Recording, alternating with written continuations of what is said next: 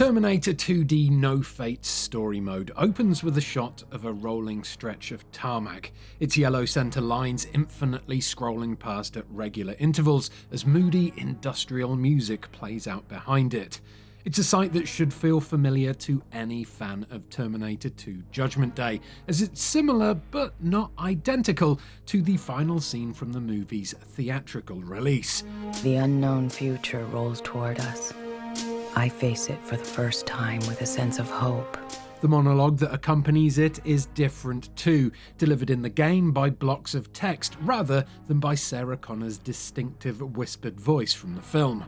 In the movie, this scene neatly ties up the story with lessons learned, offering the viewer a hopeful glimpse at a better future. But at the beginning of No Fate, a large chunk of exposition tells us of the horrors that await us during Judgment Day and beyond, setting up the events of the game that follows.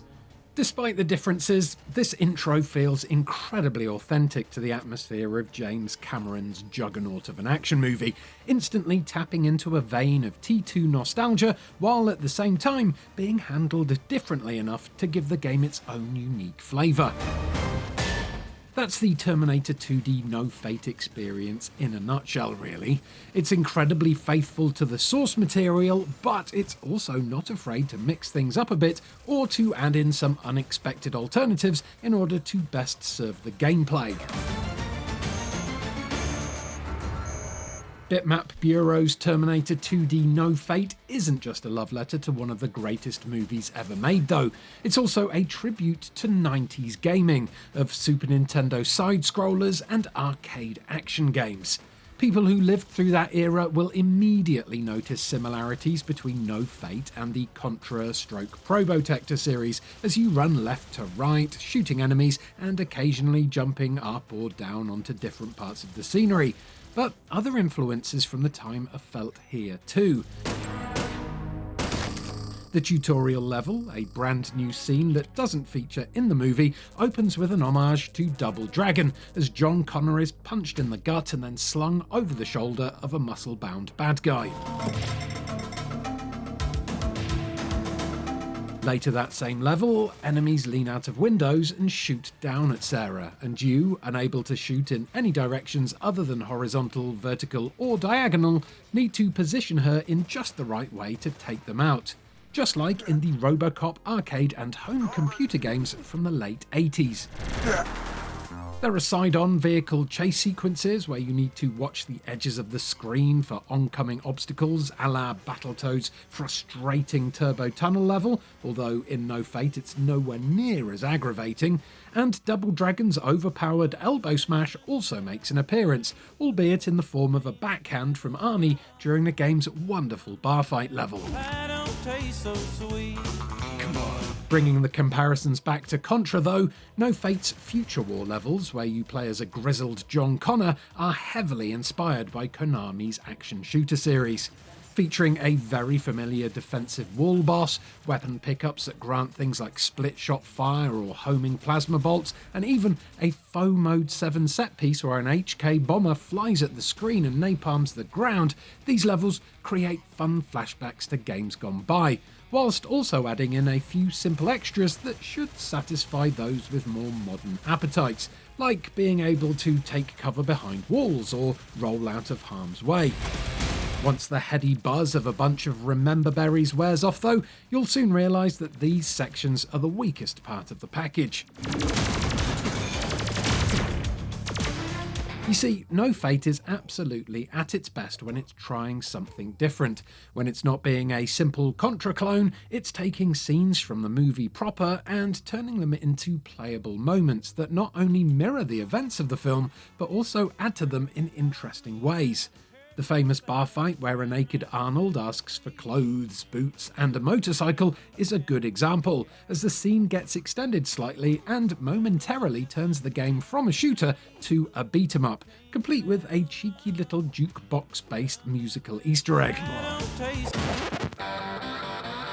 Another highlight is Sarah's escape attempt from Pescadero Hospital, where she's chased relentlessly by the T-1000. This level briefly turns No Fate into a stealth game, which somehow manages to be incredibly tense and feature a jump scare or two, even though it's all presented in big chunky pixels.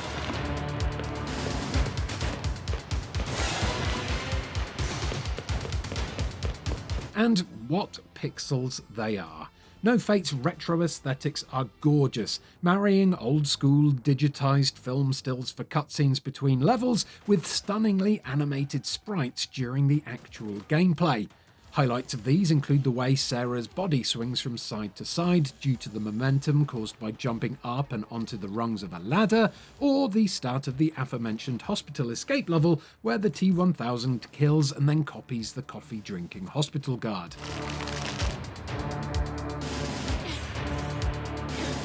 Out of countless examples I could mention though, I think the one I love the most is the way that the T-1000 staggers backwards as Sarah shoots him with a shotgun. The fluidity in the way that this character is animated embodies Robert Patrick's cold, calculating performance from the films to a T. It's genuinely chilling to see him melt out of a wall in front of you in the steel mill level and then morph into that iconic cop disguise. It reminded me of that feeling of helplessness and dread that ran through my body the first time that I watched the movie. So too with that stagger animation as Sarah unloads a shotgun into his chest. However, this time the fear is replaced by a feeling of badassery as his shoulder is hammered backwards by buckshot and silver pockmarks appear on his torso. This game translates Judgment Day's most epic moments into pixel form in such a perfect way that it's a real shame that it's all very short-lived.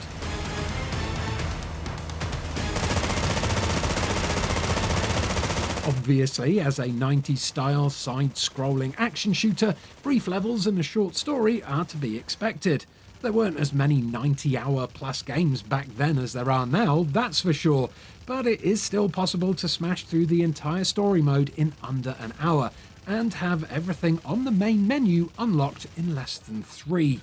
This design choice is accurate to old-school arcade games that had to be completed in one sitting, mind, and just like back then, there's no option to save mid-game and continue on at a later date. The brevity of this experience is fine if you're planning on doing multiple playthroughs, but if you're a one-and-done kind of person, you might feel a bit shortchanged when the credits roll. There are a couple of incentives in here which are designed to encourage you to replay the game, however. Aside from the 4 different difficulty levels or trying to best your previous times or scores, there are also 2 alternate endings to aim for, a couple of extra levels to play through, a cheat menu that can be accessed by completing the game on the hardest difficulty setting, and there are even modes like Boss Rush and infinite enemies to unlock, although it's doubtful that these 2 will hold people's attention for long. Arcade mode and the unlockable Mother of the Future modes add extra challenges by removing continues and shuffling the level orders a bit, but they're all still the same game deep down. Terminated. Thankfully, each level includes a nice amount of variety in the form of its hazards, which keep things pacey and interesting throughout. There's a huge selection of metallic monstrosities to fight in the Future War levels, including hunter-killers, Centurions, and of course a couple of different types of Terminator. While in the levels set in 1995, there are more traditional action platformer perils to avoid, like super hot steam vents, timed lasers, and even some of those squishy, squashy piston things. None of these obstacles are that tough to bypass, especially after you've been through each level a couple of times over and have memorised their layouts, but they are plentiful enough to cause some mild concern over the health and safety standards of the time. I'm not sure what Cyberdyne was thinking when its building was constructed, but flame-belching exhaust ports on staircases seem like a lawsuit waiting to happen. It's obvious that Bitmap Bureau has a huge amount of love and respect for not only the source material, but also the moment in time that Terminator 2 Judgment Day was released, and this makes Terminator 2D No Fate an absolute treat for gamers who grew up in the 90s.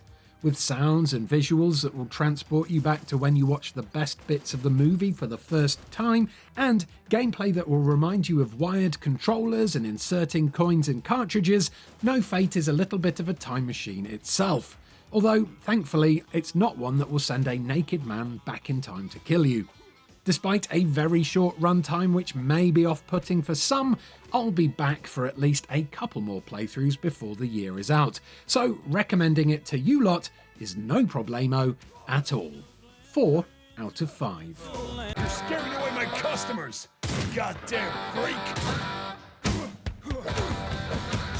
Thank you so much for watching this review of Terminator 2D No Fate. If you enjoyed it, please do give it a like and subscribe to Eurogamer for almost daily videos about video games. Hasta la vista, baby!